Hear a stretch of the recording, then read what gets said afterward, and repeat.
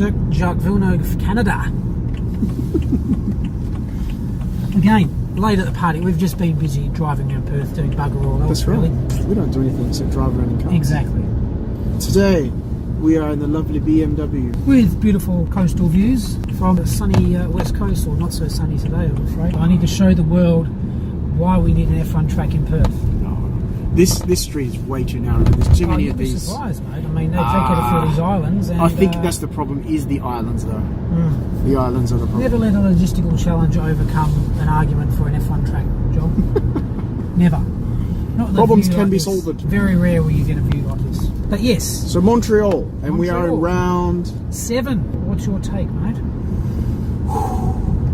If everybody thought that Monaco was boring, what did you all think of this one? Another repeat of Monaco again, just of course different people at the top. Congratulations to Sebastian Vettel. He was at the front. Nobody even challenged him. After the first couple of laps, didn't see Vettel, didn't see Bottas. The two of them were just so ahead of the pack, and Vettel ahead of Bottas by a good chunk. So that was the whole race. We are bringing to you today the 5 happenings at number 5. What was number 5, Joel? I think that number 5 should be given to Carlos Sainz, near brush with Perez. They touched paint a little bit. Perez had to jump corner. It was weird. Came spin out, back onto the track. It's like nothing happened, except for the fact that he did drop like 5 places because of Alonso slipped through. Brilliant little move there, but took advantage of what was otherwise an obvious situation. Allowed Alonso to basically do what Alonso does, and he moved quite a fair bit up from his horrible qualifying position of 14th. I think it was just simply a scenario. I don't even blame Carlos Sainz for it. It's literally, he ran out of space. What are you going to do? Give way? Number 4. What really comes in at number 4? I hope you don't say it. Don't say Alonso.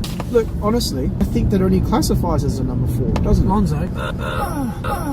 It's such a big problem though, isn't it? Because the whole Alonso thing is a McLaren. Is he going to leave issue? Is he driving ahead of his equipment? What's going on? It's sort of all those 4 all of the things. above is issues. There's 2 retires in a row for him, and especially because now you can no longer put the issues on a poor performing Honda engine. Renault have delivered this year the issues with chassis, the issues with mechanical issues that are straight out of Woking. Is it aero? And which part of the aero division is it?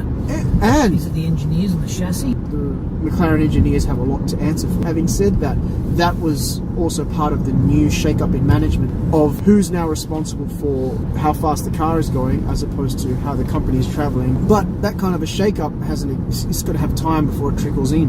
And I think this is the first time I've actually heard Zach Brown come out and actually say, hey, we will have a podium car by 2022. And I'm like, 2022? My God, man. How much more time do you need to give yourself? Are you that far behind that you don't think you can catch the top 3 constructors? They don't have until 2019 to even renew Alonso's contract. The whole basis of getting their act together this year and blaming it squarely at Honda was about getting their engine selection right. Where else do your issues lie? If you've got an issue repeating itself week after week and you've got no other team effectively experiencing those isolated issues elsewhere, then you've got a broader problem that you need to resolve. Now, we've mentioned already before, and that is the fact that given the scenario that you're now in, if you lose Alonso, what do you now have moving forward? How do you now go about attracting the next level talent that's going to drive your car to stay competitive? Without Alonso, are you even competitive at all? Now you're in this downward spiral that Williams finds themselves. I think they've got enough history and enough of a budget to slash Alonso's wage by half and offer it to possibly someone else. The question is succession planning. Part of the succession plan issue is they don't have a winning team to lure someone in naturally without them having to entice them in. This is the point that I'm making. The succession plan at the moment is reliant on Stoffel Van Dorn. The pressure's on him constantly. Everybody's saying, why aren't you performing the way that you're supposed to be? If Alonso leaves, where does that leave McLaren for 2019 season? Anyway, what actually ended up happening, it was an exhaust issue, mechanical, Alonso DNF, and he was in points. Clearly. Yeah, let's just spend 30 seconds talking about that. I think that was important to note because he capitalised on P14, got in a P11 from the Perez Sainz issue. He was vying for a 10th position with Leclerc, got in front of Leclerc if it weren't for the pit stop, would have sat in P10 through to the end if nothing else had changed. He would have been in the points. Yes. And that must be incredibly frustrating. So Alonso's sitting here thinking if the machine actually worked, we would be in points, and it doesn't. That's why there's all this talk about going off to Indy, he's off to Spa next week. Wrong. I'm not a betting man, but you have to think about where the McLaren future lies with a non-Alonso in it. The McLaren is not at the top of the mid-tier teams, not even close. Which now brings us into number Prix. Max Verstappen finishing in third place. Congrats, Max. He's an angry little boy, isn't he? Maturity. It'll come in time. I think there's a type of response that he's giving right now, which is not actually warming to the people, and he's basically in denial. Right. You know, there is the level of humility that comes with your position. You are a role model. There are a lot of young and upcoming little kids in general who are basically going to be watching what you say. You're representing all of that. He's a brilliant driver. He had a fantastic race, and let's not deny that. He did some great wheel-to-wheel action first few corners of lap 1. He will continue to do well. Just keep a cool head. Yeah. Number 2, Daniel Ricciardo. Daniel Ricciardo came from P6, overtakes Raikkonen, and out of the pit, cuts off Hamilton for P4 finish. Good job, mate. Homeboy hero. Well done. Mentionable.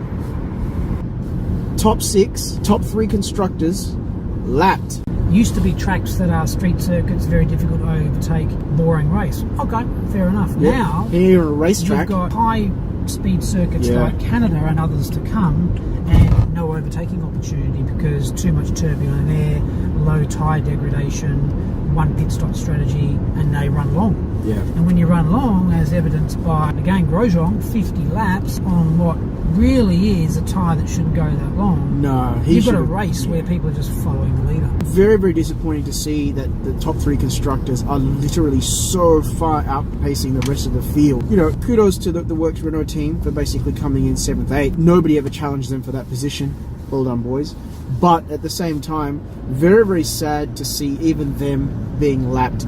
There was 25 more horsepower in the Honda engine this weekend. What did that mean? Did Gasly get any points? No. To his credit, he moved from P19 to P11. Difficult though for Red Bull to be able to make a determination on whether that Honda engine, because of Hartley crashing out, actually can deliver into good statistical data and a decision made on Renault. Renault have provided another month's extension for Red Bull making a decision. I would like to see Honda come back to its glory days of racing.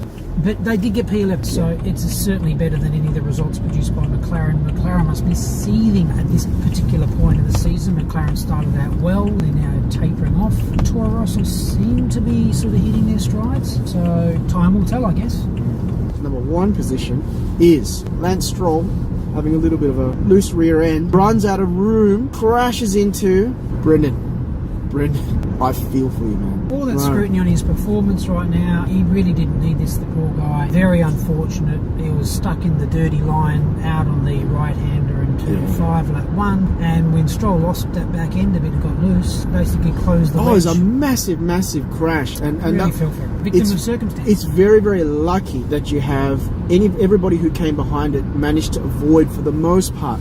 Van Dorn, very unlucky to have picked up debris, had to pit early, pretty much ended the race for him. Alonso managed to get out of there, but again, he had a DNF anyway, as we mentioned. We'll see you all in 2 weeks in France.